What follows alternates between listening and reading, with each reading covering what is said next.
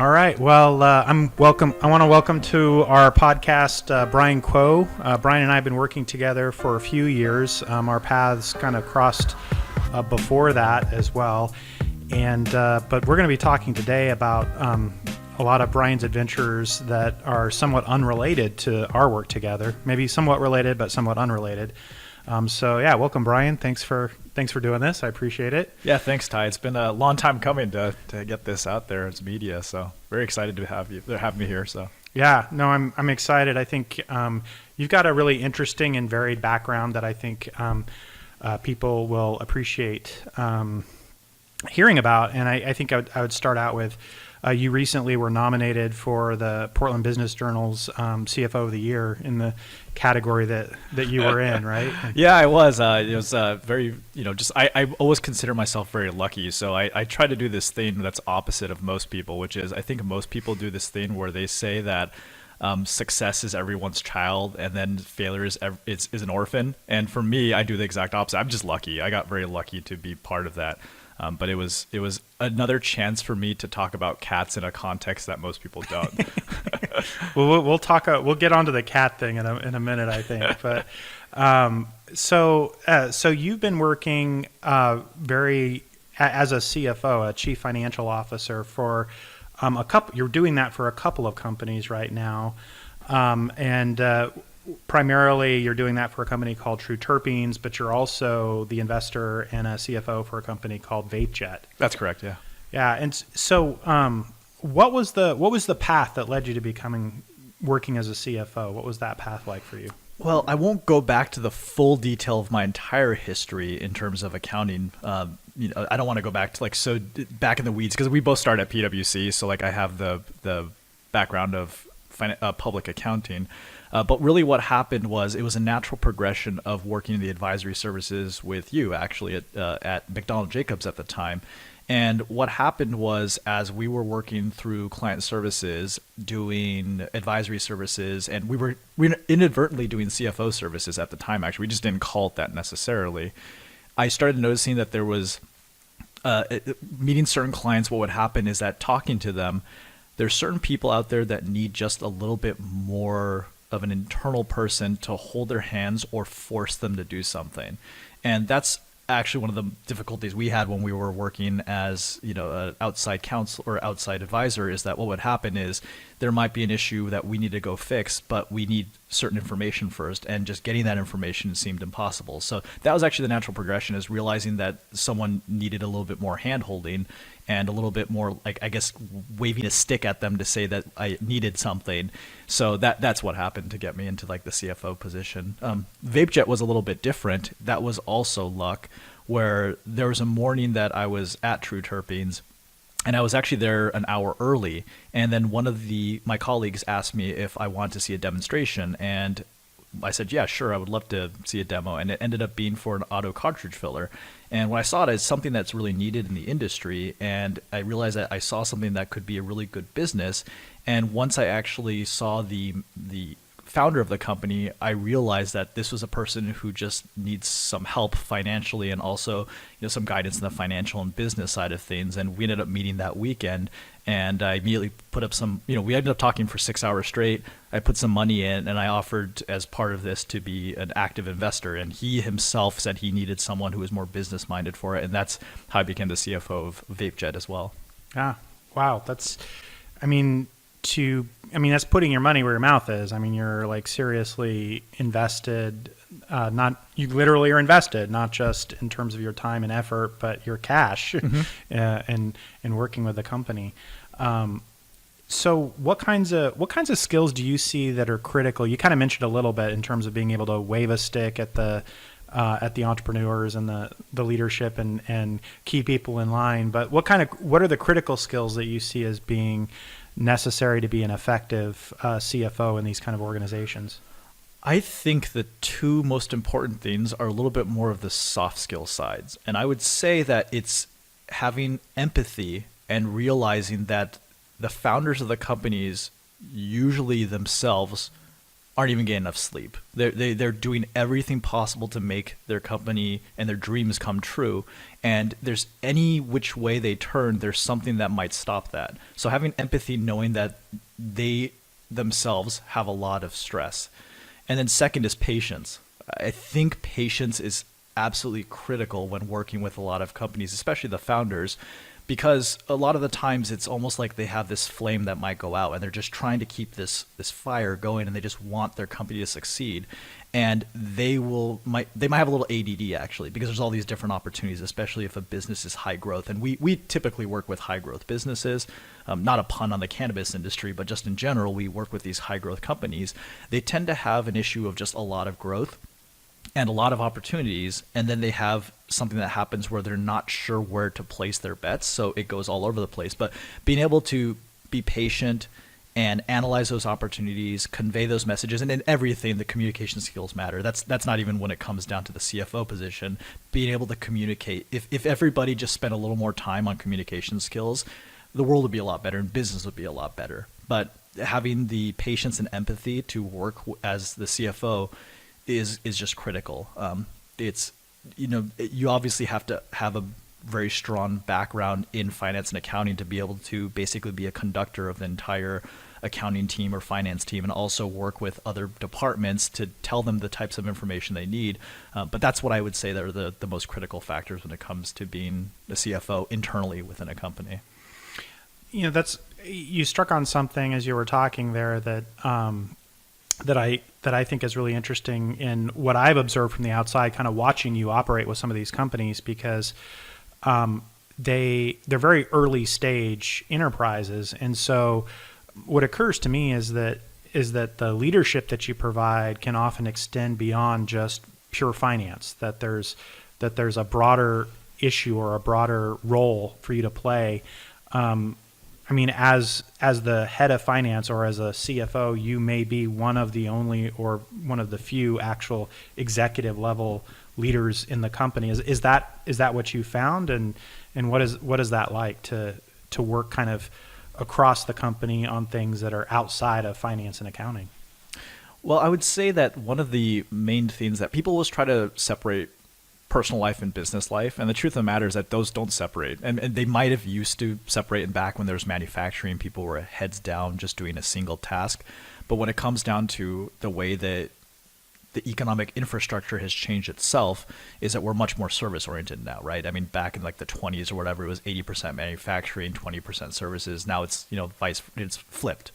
And when it comes down to a lot of organizations, what I would say is that when it comes to different decisions and everything, there's a lot of that goes into it that's just beyond business itself. And I think the question you're asking is more of like cross-laterally between different departments and different decisions. How does a CFO help? But what you come to realize, and you hear this from hearing the trusted advisor type thing, is that there's also a lot of personalities that you have to deal with. And I think what ends up happening with the CFO position is that you kind of are seen as a voice of reason and objectivity. So where others might be really volatile in their reaction because they're using emotions to guide what they want to do, the CFO and also just the accounting department as a whole is seen as more of an objective measure of things. So what ends up happening is a lot of times people come to you, ask you a question, and just ask if they're crazy, and your answer is, well, maybe. It depends what you're asking about. Let's talk about this, and you'll talk through different scenarios and look at it. But a lot of the times, I think what ends up happening too is that what you also realize from the finance and accounting side is that you weren't the person who came up with the idea for the business itself. That's the CEO. Sometimes it's maybe like co-founded with a couple different people. So what you also learn to do in that is trust the leader and trust the entrepreneur themselves as well. Because sometimes what ends up happening in discussing things with people is financially something might not look the best, especially if in the accounting side and the CFO side, you tend to be reining a lot of people in. It feels like a lot of times you're playing defense. And what you realize is that sometimes the accounting measure is not the right measure that you need to look at a particular opportunity. So it's in working cross-laterally with different departments, a lot of times it's looking at those different objectives. What does this objective serve? Does this make sense? And then you weigh all the different things that you have based on your experience, either if it's based off of quantitative measures or some qualitative measures because you've seen it before. And that's one thing that really helps from our perspective that we've had is that we've worked with enough different companies that we'll see recurring things. There's patterns. And we say it's, history might not repeat itself, but it rhymes. You're able to give that scenario to people where you say, okay, this is happening at our company right now. At this prior company, this is what happened. And another prior company, this is what happened. We might want to consider those items when we're making this decision. And it might not be based all off of finance and accounting. It might be just based off experience. So, yeah. So I want to talk about kind of pivoting a little bit. I want to talk about kind of your role in scaling a team, building a team at True Terpenes as an example, because I know you built an accounting department there. So what's that like, being a financial leader in a growth company? What kind of challenges do you face in scaling a team? Well, I think it depends on how strong your network is at that point. And there's different parts of this, because one of the things that ends up happening for the CFO is it's not just the technical skills that you've developed through many years. It's who do you know in the industry that can answer a question for you or provide a service. In our case, when it came down to True Terpenes, there was some catch-up work that we had to do. And it started with, well, we just need to start doing this, so let's hire an outside firm at this point to just catch up these books. And then beyond that, it was me looking through my mental Rolodex of all the people I knew and realizing that, well, there's one person I want to poach, but if I poach that person, I'm in trouble. Like there's a particular person in mind that I would have poached. And that would have just caused a lot of problems because the company would have hated me after. No, I think I know what you're talking about. Yeah. And knowing that, I was like, oh, I can't do that. Well, who else is out there that I know that I've worked with in the past that would be great for this position? And that at the time was my accounting manager right now named Andrew Brock. And he's a person where I've seen his skills before at a prior firm. And that was something that was needed. So in building that team, what I leaned upon was the experience I had before with a prior colleague who I kept in contact with. So the funny thing about Andrew joining us is that actually when I first approached him and I brought him in and interviewed and we talked, he actually rejected the position. And at the time, because I was a little bit limited by budget, and I was like, oh no, this is not good.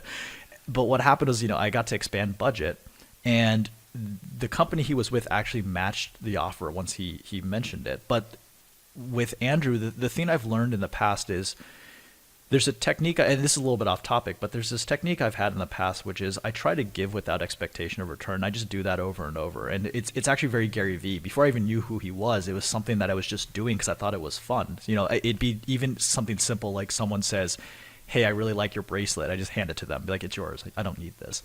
But when it came down to a lot of the colleagues I had, I always keep in the back of my mind key people I've met who have a lot of promise, and I keep in contact with them, and I also try to make sure they're doing well. And with Andrew, there was a time in the past where I saw a job position that'd be perfect for him, and so I contacted him out of the blue, just hey, I wonder how are you doing? I saw this job opportunity. You should go take a look at it. And he actually realized I had his back, no matter what, because when there's good, cool. When there's good people out there, you should help them become better, and especially if I have that ability to make someone better. And my goal is to make everyone I meet better than me. That'd be great if anyone could become better than me. So Andrew ended up joining our team. So that's a scenario where I actually knew the person. So that was very lucky. I would say that it depends on the scenario that you have in scaling a team. It depends if it's a high growth organization. It depends on the people you're working with. So you have to assess that very closely. But at the early stages, if it's not something like our situation where I was able to find that person, I know that he would be perfect for us because I already knew he'd be good. Then it's basically in the interview process, finding someone as quickly as possible and firing as quickly as possible too. Mm-hmm. It just has to happen, and it has to be something that you're objective about, and it's not supposed to be, no hard feelings. Obviously, there are always going to be some hard feelings, but being able to get people who don't fit out of that position as fast as possible as well in scaling. And that happened with our team as well. There were times, really? There were times where people weren't necessarily the best fit. And if, in that case, just didn't fit in that organization. Sure. So, yeah. And I think that was another Gary Vee quote, which is, hiring is guessing, firing is knowing. I think that, right. Yeah. I think if people actually really took that more into consideration, that it'd make their business a lot better. Yeah. Yeah. You talked about the the fact that at one point you were outsourcing and then eventually you went to hire internally. How do you make that kind of decision about whether you outsource versus whether you have internal people? What's kind of your metrics or your decision matrix for that? Honestly, accounting is a little bit different because it can be different for different positions. But the first one is just speed. How fast can something get done? And the truth is, if you hire an outside firm such as TCA or another accounting firm, if they have the personnel and a large army of personnel, then you know that at least someone there has experience enough to get done the thing you need to get done. That's one part is speed, but the second part typically is, just accounting people. We look at the budget side of things. Does it make sense budget wise? Because when it comes down to it, sometimes it's just makes more sense to have an outside firm do the task for you in a lot of different ways, because outside appearance, it might be somewhat spendy or expensive to some people. But the truth is, if you look at what you're getting for it and the fact that usually those firms have expertise and quality, then it makes it a much easier decision budget-wise, because, again, the whole hiring is guessing. You don't want to guess on that. And it's less of a guess when you have an outside firm doing something for you, because, again, this is something they've done over and over. They have practice. You can check even online a lot of times that they have reviews, and it just makes it that's usually what's weighing those decisions. But especially if there's compliance things too, tax compliance type of things makes it a little different, because now you have an actual deadline. If a deadline's looming, it's much more likely to just find someone to fill the gap. But it's also based off of those quality of people too. Again, the difference and going back to what I said before, is a lot of my experience has given me the opportunity to have insight on other people, and knowing when to use those and activate those is based off a lot of what I know they can do. But that's typically what it is. Mm-hmm. Yeah.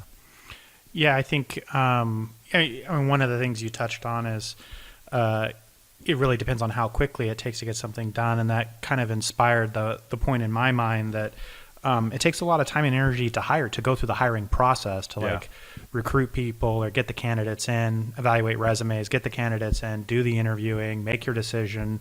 And then, like you said, hiring is guessing. So you do all that and to do the best you can, and then it's somewhat of a crapshoot anyway.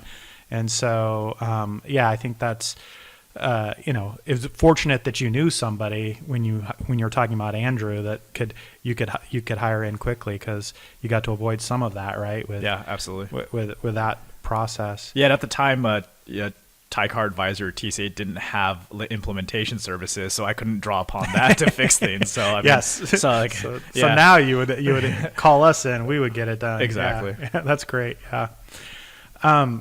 So when you went to, you talked about this a little bit when you went to hire Andrew, in terms of what you look for an internal team member. But I mean, most of us, and a lot of the times, we're not going to be as fortunate to have kind of exactly the right person in our back pocket ready to go that we're thinking of. So if that had not happened for you, what kind of attributes would you be looking for kind of in the abstract if you're kind of having to meet new people? What would you be using to evaluate them? Well, I typically look at, because again, it's really interesting, because if you actually, it's kind of funny, but humans like to idealize things a lot, so we don't actually look at the objective reality. But the truth is, when it comes down, as long as people are being honest, when you can get 80% of what you need from someone's background experience, just looking at their resume. And the other 20% is based off of the person. So a lot of the times it's based off of culture fit more than anything. So that first interview, what I'm trying to do is understand the person who I'm talking to. And the two things that usually you're looking for is someone who has the technical competence to get this task done in accounting. It's a little different in different fields, but in accounting, they have to have an understanding of accounting. Sure. But after that, it's trustworthiness. Are they trustworthy? And if they're trustworthy and they're honest, then I know that they can do a good job, because then they're the type of people who I can trust to get a task done. And if they need to come to me, they will come to me. Those are the main things. But then beyond that is that culture fit, because you can have the most trustworthy, honest, technical person in the world, but if I know they'll suffer at a company like that I'm working with, because let's say that they're not into the culture of itself. I mean, True Terpenes has its own culture. Vape-Jet has its own culture. TCA has a culture as well. Everyone has a different culture. If they don't fit that particular culture, we're doomed to fail. And I tried to do this when I talked to them with radical candor and transparency. I let people know what they're getting themselves into. I open up about my entire life myself. I'll answer any question 100% honest and open with people so that they feel that they can be honest with me too. Because what I say is that a lot of the times the first interview is like a first date. The problem with the first date is you will just say whatever it takes to get that second date or beyond, right? And that's what I don't want. What I don't want is someone just like, kind of like putting up a front to show that they're better than they are. I'd rather just get the full truth. This is exactly who I am. This is what I can do. This is this is it. And that's what I do with companies I work with too when I represent them, is I let them know exactly what's going on and what they'll be getting themselves into. And most of the times, at a lot of different high growth companies, there's a lot of things that you have to consider because those high growth companies typically need to catch up, and they also have a lot of unique issues that you might not see in other companies. So I let those candidates know that and see if they, kind of test it. Because if they're not into it, then they probably don't want to be there, and I'd be putting them in a precarious situation. So that's generally how I do the interview process when I don't have full visibility of who the person is. But I've been pretty lucky. I have a pretty good understanding of who's in the market right now. Speaking of culture, I think that kind of made me think about some of the work that I've done with clients, and particularly in the cannabis industry. Now, True Terpenes is a company that is in the industry, but it is an ancillary it provides ancillary products, so it doesn't do cannabis per se, but it works in the industry, right? But I think I've seen this with cannabis companies. I think we could probably see it in other industries as well, where there's this strong desire on behalf of the operators and the entrepreneurs to have everybody in the company, no matter what their function or role is, to really fit in with the company culture. And I've wondered about that exact issue when it comes to building an accounting team, because particularly with in the cannabis industry, it's like, well, you definitely can find we do have colleagues out there and accountants who kind of can fit into the cannabis culture to some extent, or into that industry's culture and into the growth company culture, but maybe not all the way. Yeah. And so I'd just love to hear kind of your thoughts about like, does the accounting team actually have to fit into the culture in the same way that the rest of the company players do? Or, is it possible that you have an accounting and finance team that maybe has a little bit of a different bent on the culture? Yeah, that's a really good question. I haven't thought about that really deeply, but what I could say is this: it doesn't necessarily have to be that the person's exactly the same, right? Again, this always goes back to relationships, and I always think of people who are dating or something. You can have exact opposites attract, right? And I would say that in this situation of accountants in the cannabis space or ancillary cannabis space, just in that general vibe, is do other people like them in the company? Like, even if they're a different personality, that makes a very big difference, because I can say that there's certain times where you'll find someone who might fit in terms of the actual, let's say, swagger they have, right? But then when you actually comes down to the personality, people don't really like them. So technically they're part of the culture, but people don't like them anyway. It's interesting though, because I generally find that accountants are really pleasant people in general. Like, I don't know what it is, but I think it might be a lot of the people that the industry itself attracts, is that we tend to be pretty level-headed, and we tend to be more calm and cool in a lot of situations. But this might be just my own prejudice of the people I know and that I've seen. So I don't think it necessarily has to be like, when it comes down to cannabis, it's not like I have to be like smoking with all the other people if they're doing that, right? They don't actually care if that you're doing that. They actually, a lot of the times they might not want you to be smoking all the time, right? Because you're the person who's doing the detailed financials. Sure, maybe you shouldn't be. You're their accountant. Yeah, they don't want you out there doing that with them. Yeah. Exactly, which is kind of funny, because you and I noticed this too, which is back in the day when we were working with a lot of different cannabis clients, you'd think that maybe they would like to have an accountant who is dressed the same in hoodies and like, jeans or whatever. But we found that they really appreciated when we were showing up in like suits and ties. It's because it showed that we might be really competent people. I mean, what you wear really does make a difference to people in the first time they meet you too. And that was a situation where I noticed it right away, which is a lot of the clients were looking for almost reassurance. And that reassurance was they themselves felt almost like imposter syndrome. They had this business where they didn't understand necessarily all the business side of it, and they were actually quite frightened. And with having someone who appeared the part and played that role for them, that was an accountant that knew what they were doing, and that sometimes shows in the way you dress and in terms of like professionally, we noticed that they liked that. They really appreciated it, which was kind of fascinating to me because I didn't even think about that till I started noticing that. So Yeah, that's a good point.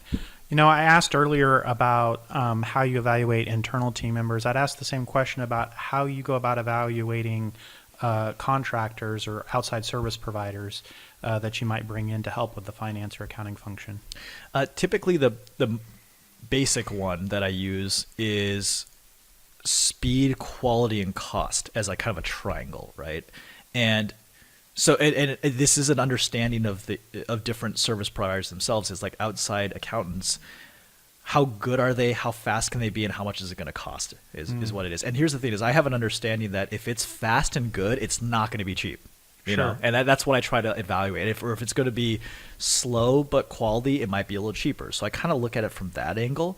But again, the luck I've had, and I really, the audience listening, anyone who are young accountants right now, I really urge you to expand your circles of people that you meet, because as you expand your circles and you expand your network, you have many more reference and data points that give you a good idea of what is good and what is bad and what you like and what you don't like.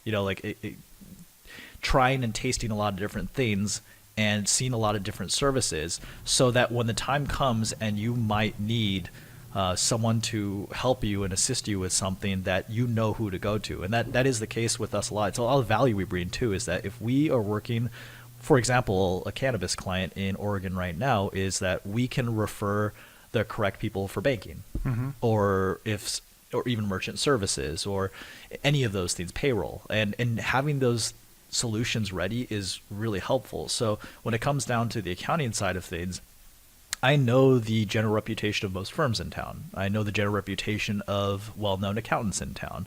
It's from meeting people, networking, and understanding them. But the base answer is that I have that triangle that I use to make sure that it fits within the basic metrics. And then beyond that, it's that the people I know. And a lot of times it is based off of meeting them already. I already know that they're good. If I have a complex tax question, I'm going to come to you right away. I'm not going to suddenly go to someone else I don't know, right? Right. And when it comes down to paying for those services, we also have an idea of what things are valued at.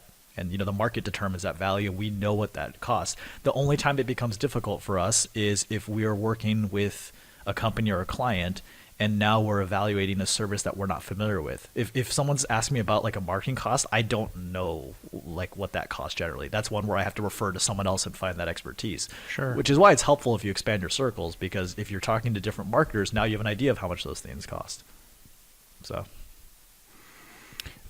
pivoting again back to talking about the companies you've been working with very closely, True Terpenes and Vape-Jet. We mentioned earlier these companies are in the cannabis space. They don't sell cannabis. They're I use the phrase an ancillary kind of ancillary products within the space. But it's no coincidence that both those companies happen to be in the cannabis space that you're working so intimately with, right? So you've been working in the space. You are working in the space. You have networked a lot in this space and gotten to know a lot of people in the Portland, Oregon, kind of West Coast scene for the cannabis industry. Why and how did that happen? How did you get into this? Well, I mean, I can thank you for that technically. So, I got into the cannabis space. Actually, it was, I still remember when I first interviewed with you when we were at McDonald Jacobs, is that I saw the posting for an advisory associate online, and I reached out to Tyee and I said, take a look at my background, see if you're interested in chatting with me. And it ended up, Tyee was interested in chatting with me, and I ended up going over to the office, and we ended up talking for 4.5 hours straight. And at the end, you said, I just want to let you know that I want to hire you, but I want to hire you 2 levels above what we have posted. Oh, by the way, just to let you know, we work with cannabis. Are you okay with working? Are you okay working with those cannabis clients? And I mean, I basically said to you, it's like, I honestly at the time had never used any cannabis in my entire life. I actually never had any interest in it in that way, but I always thought the business was interesting, and I always felt it should be legalized. So I said, yeah, no, I'm definitely happy to work with cannabis clients. And the truth is, that weekend is the first weekend I went and bought some cannabis and toked up the first time. But that's actually my true introduction to the industry, is working with you. And that was when I got to see a lot of the nuances of the industry and an emerging market. Many people know this, but that's the true birth of an industry that we might not see in the rest of our lifetime. And with that, I got to see a lot of, I would call, craziness in business, just stuff you don't typically see. We got to see a lot of interesting things and help guide these different businesses with our expertise on the accounting side, but also just general business practices. Well, I want to thank you for joining us, joining the podcast, and doing this with me, Brian. It was great. I knew you'd be a great guest. You have a lot of interesting things to say. Oh, thank you so much. Yeah, I'll put you on the spot. Will you do it again? Oh yeah, absolutely. Yeah. This would be fun. We can talk more about random things and like more detailed topics, but there's a lot of things. I would say that I just love all topics. Learning is my main goal. I was asked the question, what do you want to do before you die? And I just want to learn as much as possible. So the goal never ends. I'll never finish. And then when I die, that's the end, I guess. Okay, guys, it's Tyee Carr here with Charlie Zigman and AJ Wheeler, and we're doing our roundtable discussion of some interesting things that we've seen in the news on finance and accounting issues. So yeah, who wants to go first? I can go first if you guys want. Sure. So Sounds good. my article I picked this year was actually regarding the U.S. military. So they finally stopped using floppy disks to control the nuclear weapons. And one of the reasons why they had used floppy disks for so long was because it was actually the safest method or most secure method. You can't hack something that doesn't have an IP address, is what one of the colonels said.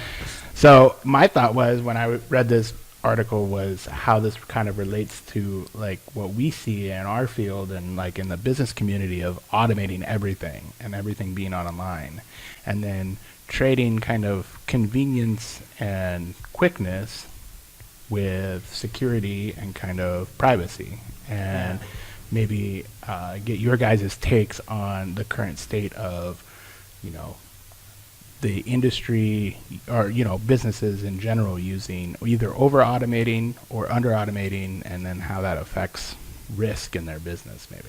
Yeah, I think this is just a theme that's definitely becoming more prominent these days, and businesses are constantly trying to find that right balance between what is secure and safe for their business practices and what they can do to automate things. And I think this is a really good example of trying to find the middle ground between those two things.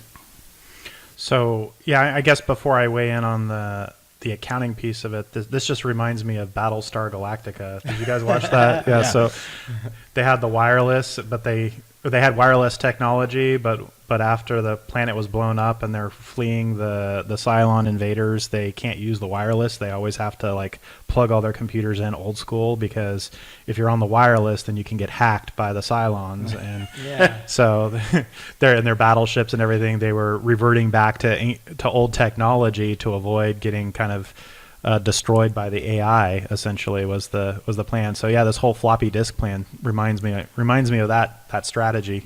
Yeah. So what you're saying, Ty, is we should all stock up on our corded iPhones or corded phones and shortwave radios in case of an impending apocalypse from AI. Right, exactly. And I guess then if we take that to the extreme of being really secure with our accounting, we would be using the old general ledger log books with pencil and you wouldn't have it on the computer at all. But or you go to the next level and you're like, okay, I have it on an isolated computer. And I think that is what we see now, right? Is that the companies that don't want to go to the cloud, this is one of the things they cite is, it's a security risk. And so, we're going to stay off the cloud in our desktop computer with a desktop system that is just on that one computer, and keep our accounting in there for security reasons.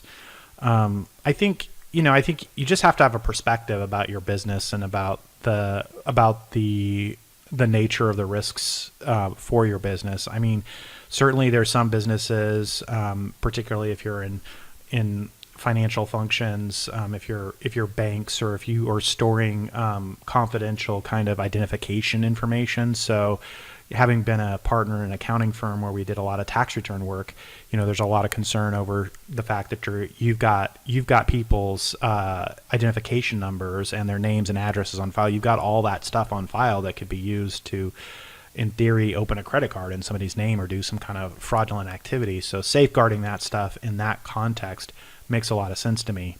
I think sometimes for like the small businesses that are trying to safeguard their general ledger information, when there is no actual like credit card numbers, there's no necessarily any kind of identification numbers on the general ledger itself. I suspect it's overkill. I mean, the worst thing that could happen is that the information about your business gets out there and maybe becomes available to a competitor or something. Might be the risk, but again, I think you have to step back and ask how likely is that. So, it depends on the nature of the accounting data that's involved. Is it transactional data that's used to actually execute and have access to bank accounts and credit cards and other kinds of identifying information, or is it simply like reporting information like income statements and balance sheets and those kinds of things? Because if a cash flow statement is probably not going to lead to you being defrauded if your cash flow statement gets out and around, kind of thing, right? So. I think another interesting thing to bring up here is just that the EU is bringing out the GDPR and all the regulation, which is basically designed at this exact thing about how do companies safeguard their customer information and whether or not a customer should be able to request whatever information that company has available on them. And so I think it's one of the changing areas of regulation that to keep up with. Yeah, I think and that's a whole different bent on it, right? Like, how much does regulation hurt or help? Because if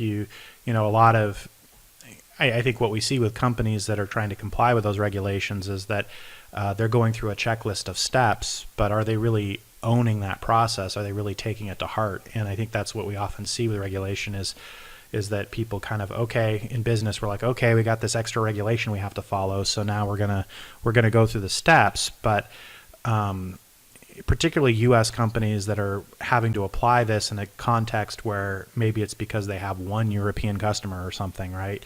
I think it's sometimes precarious because I guess what I'm saying about that is it may create a false sense of security.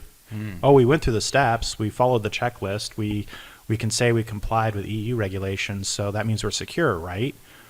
Well, maybe not if kind of you follow the checklist, but you've got people kind of in their hearts that aren't really taking security seriously in the organization.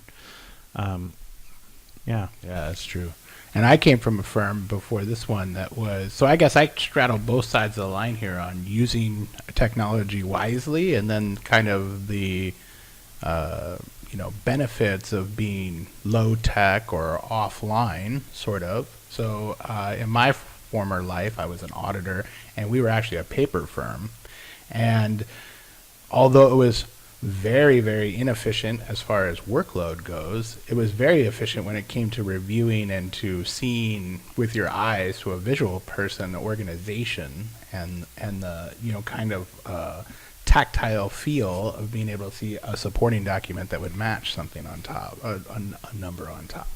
So, but you take away, and not thinking about the security side of it, but thinking more about the efficiency side. Now that we work in basically an all digital company where everything is online, I find the speed and efficiency at which things can done far outweigh the benefits that I saw the old school way. Yeah. And granted, it's much easier to read something on a piece of paper and to have two pieces of paper side by side and eyeball and put your fingers on two different numbers that agree. But the functionality that's given to us in the technology portion of being able to do something at the click of a finger, I think is something that outweighs those benefits of being offline. Yeah, and I think the tricky part is trying to find just that perfect balance between having some kind of approval process in place for your various things and having technology efficiencies that are still increasing your overall efficiency of how you're doing whatever you're doing. So that's an interesting point. When do you think somebody over automates? Or when does over automation, I think, happen? I think it's important to look at each process and determine where the value is being added by the person who's doing it. So if we're looking at payments and there's approvals in place, then the final step where a person's looking at that payment and deciding, okay, this is okay, well, that's where that person's value add is. And so automating every step up to that makes sense, but anything at that level or beyond it seems like it would be an over automation where you're just trusting the system. Right. Yeah, and I think as an advisor that works with kind of small businesses that are growing and they're starting to think about more and more systems that they could deploy, they start thinking about, how can we use automation? What kind of investment should we make in different kinds of systems that might be necessary to run our business? I always look at that. I always say, well, you've got to have human understanding first before you automate. And I think that kind of building off what Charlie was saying is that the problem often comes with trying to implement a system to automate something that you didn't understand to begin with, and thinking that the automation resolves your lack of understanding.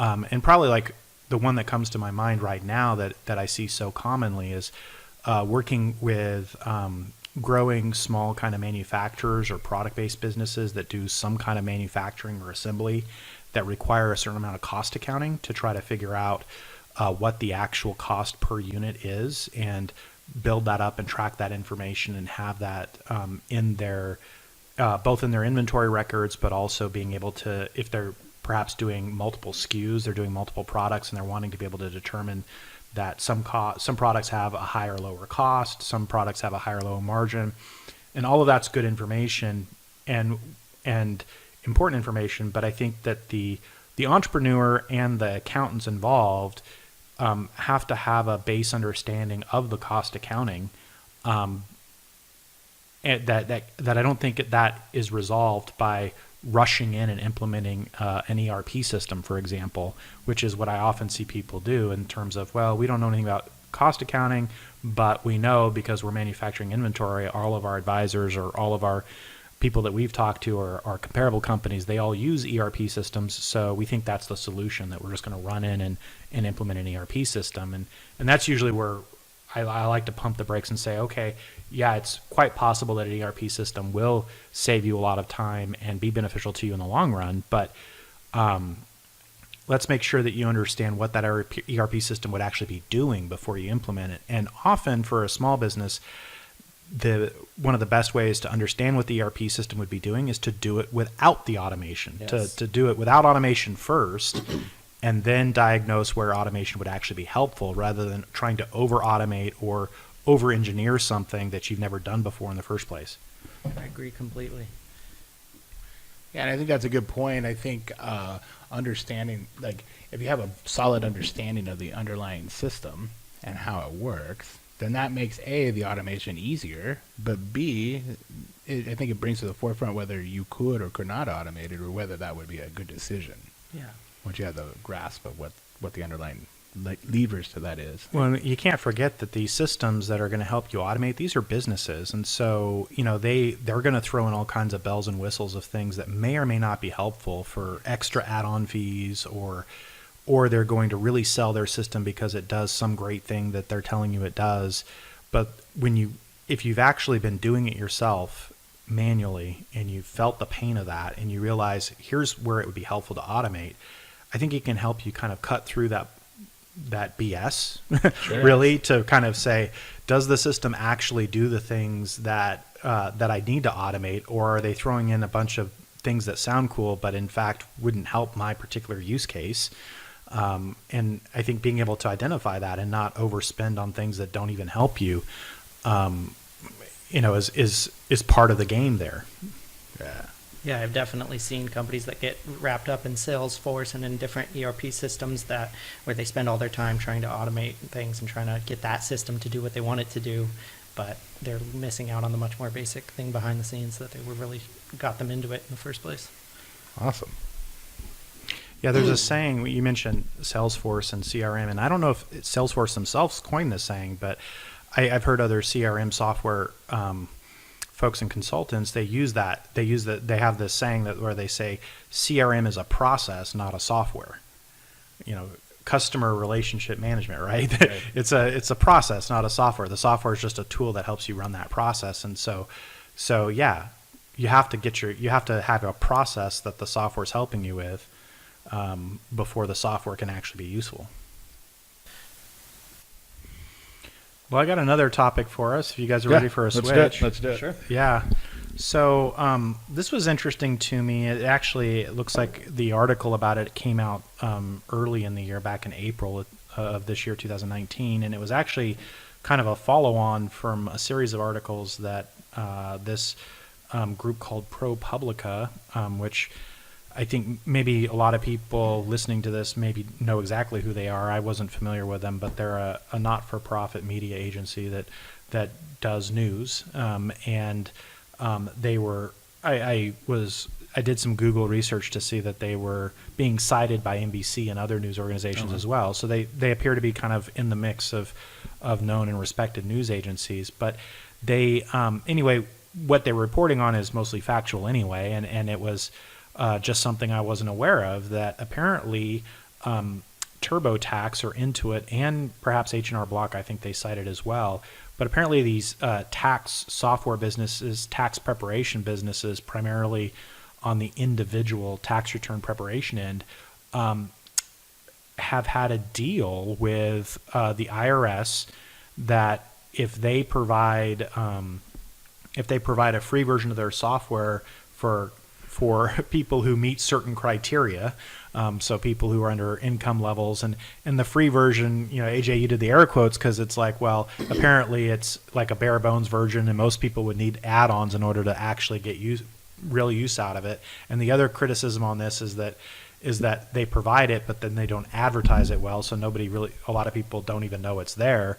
But anyway, the thing is, they have a deal in place with the IRS, a letter of understanding that if they provide those free versions, then the IRS, the federal government, will not create their own software for taxpayers to use, right?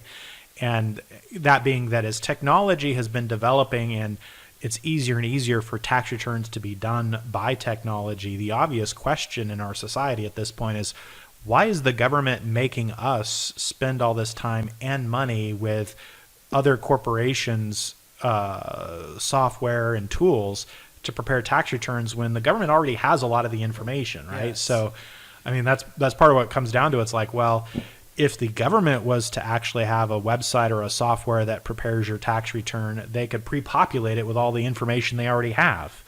Is kind of one of the thoughts, things that would be on your W-2s, or if you're a contractor, may come to you in your 1099s, and if you're an investor, you may have K-1s, and all this kind of stuff that goes into your tax returns. You have mortgage interest statements that go, all this stuff gets filed with the IRS, so they have it, and they could just auto put it into the tax return and save you some time and effort of trying to make sure you got it right. And so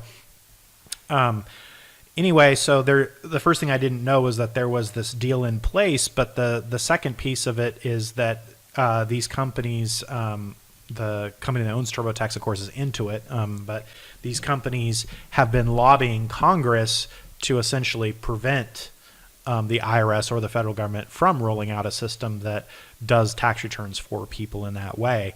And so the nature of the dispute, or the nature of the lobbying, has been to say, well, I guess the way it relates to this agreement, which is the politics of it, right, is that the agreement kind of gives members of Congress cover for arguing on behalf of these companies, right? So the Congress, the people in Congress have been lobbied by these companies. They've gotten campaign donations from these companies, and so they're basically arguing that the government should not get into the business or into the practice of creating its own tax software for people to use. And by the way, they get the cover of saying, by the way, we don't need this because these companies provide it for free. That agreement becomes the cover that they can use, right? So Yeah, just something I wasn't aware of and thought I'd throw out there and get your thoughts on it. Well, I was surprised too because I thought that the IRS e-file free online thing and then a state and then follow-up state filing would have been in place already. So, in fact, I read the same article and I was shocked that this was the, well, I shouldn't say shocked because spoiler alert, the AICPA and our Association of Accountants lobby all the time to keep the tax code as mucky and muddy as it is because we make a lot of money off of then interpreting those rules and providing clients with answers to that. Yeah. I'm sure the AICPA wouldn't say it that way, but sure, yeah. I think Yeah. I mean, if you want the skinny on it, I'm not going to bullshit you. That's literally what they do. So I guess it wasn't surprising, but what was surprising is I feel like the IRS is like, I don't know, 50% of the way there anyway. They have the information. Yeah. If you go, you can no longer just print out a PDF. It's a fillable PDF that they have. So, I mean, you have the forms already in digital form. So, I mean, the IRS and the fact that making an online app to file your taxes is probably not that difficult in 2019, 2020. So it's really, I think, it's probably up to the lobbyists at this point to when that will happen. Either that or a dollar amount savings that somebody could justify to the IRS before I think we'll see that switch on. Yeah, and I just thought it was really interesting reading the article just because at first I was upset about the idea of it not being free, right? That's the obvious thing to get upset about. But as Tyee said, I think the more interesting piece there is the idea that the government has the information available about your income from other sources and that it's just part of the process that you are not allowed to then see that information from them until you're supposed to file a return, which then has all that information. So I think the idea of having that be available is paramount to getting returns right. I don't see any benefit to the IRS hiding that. Well, yeah, and I think, but there is an interesting philosophical thing going on here, right? Because currently the way it is the IRS has that information, but they don't necessarily connect it to each other, right? So it's not just that they're not making it available to you; they're not connecting it in every way that you might think they could on their side anyway, right? So I think we know that they do connect some things like W-2s and 1099s because if you just leave certain things off your tax return, you'll get a notice automatically. But we call these matching programs. There isn't a universal matching program that matches every single thing that the IRS has to what hits your tax return yet, as far as I know.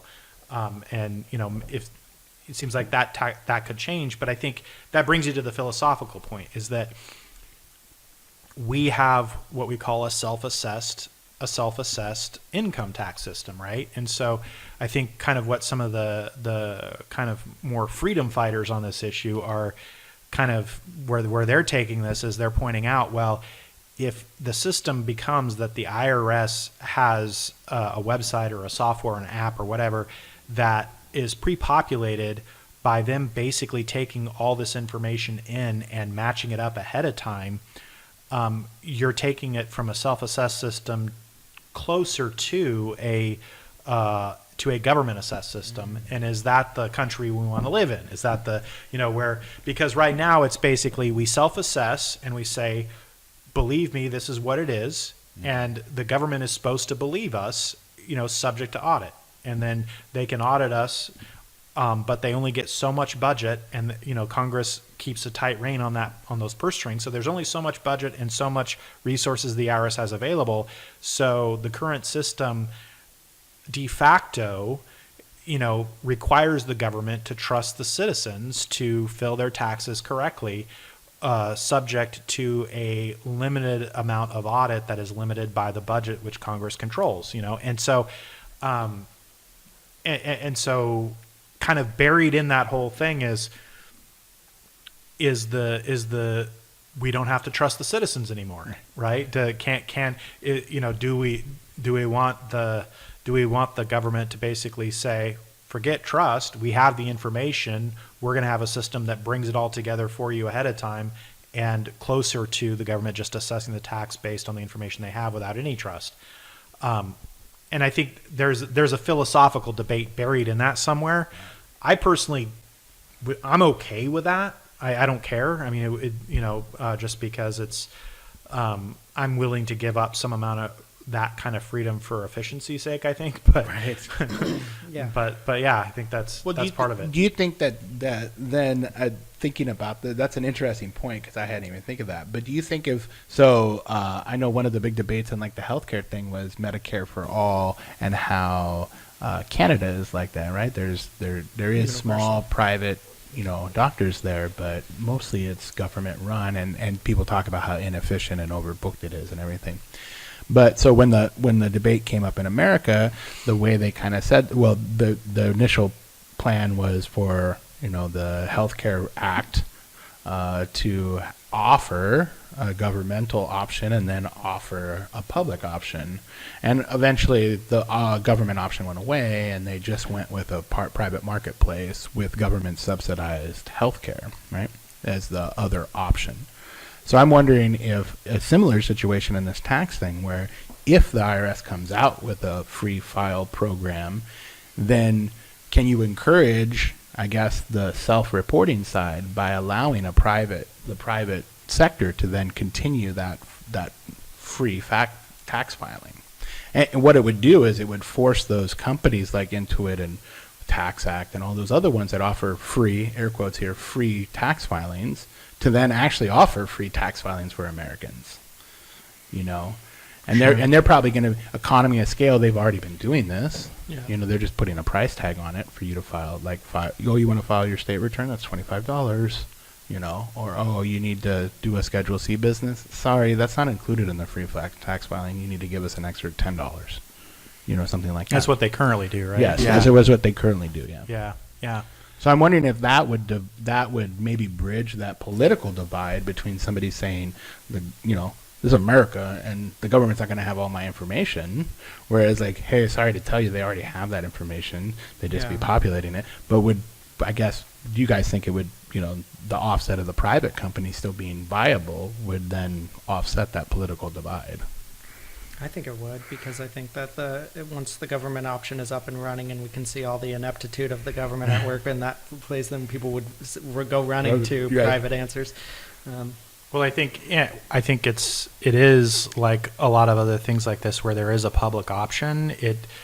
Then you get into the debate, the philosophical question of how does this play into inequality in society, right? Mm-hmm. Because you can predict what's going to happen is that the 99% is using the public option and the 1% is using the paid option, and presumably the 1% using the paid option is doing so because the answer that you get from the paid option is more optimal from a tax standpoint, that they actually save more tax dollars. So now it's like, now we're doubling down on the inequality, right? Because it's like, well, I mean, and that's already true to some extent, right? I mean, it's already true that those, high net worth folks and companies and businesses that can afford professional, highly qualified tax advisors probably save more money. Not probably, given I've been in the profession, I'd say for sure they save more money than those who don't have the advisors on the average, right? And so, I mean, that is an equality issue because, and it's circular, right? Because it's not only are people of different income levels being served in a disparate way, but the nature of it means that the people with the higher level of service that are paying for it are actually putting less into the coffers right. Right? So yeah, that's got a lot of interesting implications to it. Yeah, I think you're right there. I mean, spoiler alert, it is already happening. From a corporate and a personal tax standpoint, that 1% that can afford to deploy a team of accountants that know international tax, state tax, local tax, business tax, all those things that you talk about, and any kind of little benefit that they can find in the tax code for you, or structurally wise, structuring businesses so that you can shed a tax kind of liability. That's all very intricate stuff, and it is, inequality swings toward that 1%, and the 99% just kind of have to go with the status quo and what they can find on Google, you know, and not through the IRS code or through years of experience that you would pay for that. So do you think that then that exponentially would ramp up that 1% advantage in the situation of when, you know, if taxes were free via the IRS and the public paid option is still there? Do you think that would make it more? It seems like it. Yeah, it seems like it would, because I think right now there aren't great free options, right? That it's not the common way to do it necessarily. If you have some money to at least pay for software to walk you through with a questionnaire and a process and help you identify potential deductions and things like that. I mean, that's the thing, is like, if you had a public option, if you had a free IRS version, would it be like TurboTax? Would the software actually ask you, hey, let's see if we can help maximize your deductions, right? I mean, I don't know if the IRS version would actually do that, right? So that's kind of that would be an interesting interesting caveat to how that all works. So yeah, I definitely think it highlights that. But I also feel compelled to build off something you said in terms of, you know, as a tax strategist, I think a lot of times people think about that advantage is, oh, well, that tax planner is going to come up with this great deduction or this credit or something that's going to immediately save me taxes.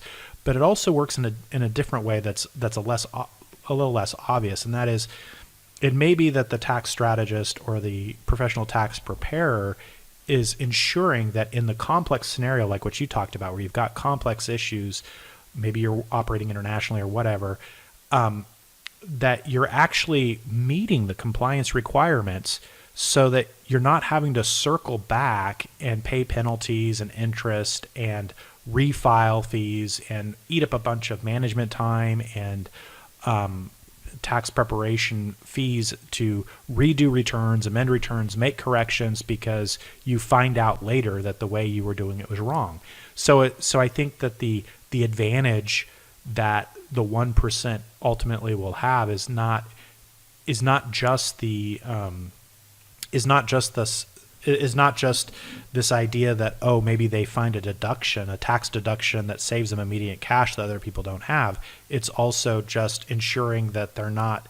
I think what we're talking about is that their process would be more streamlined and less likely to have redos, right. less likely to have the problems with redoing and finding out you did things wrong and having to revision, which is very common in the small business individual environment where things are starting to get complex and you're working with tax advisors who don't necessarily have the skill set. You're not paying for enough skills to handle your situation. That's kind of the hidden cost of it, is that when you get into dealing with the redos later on.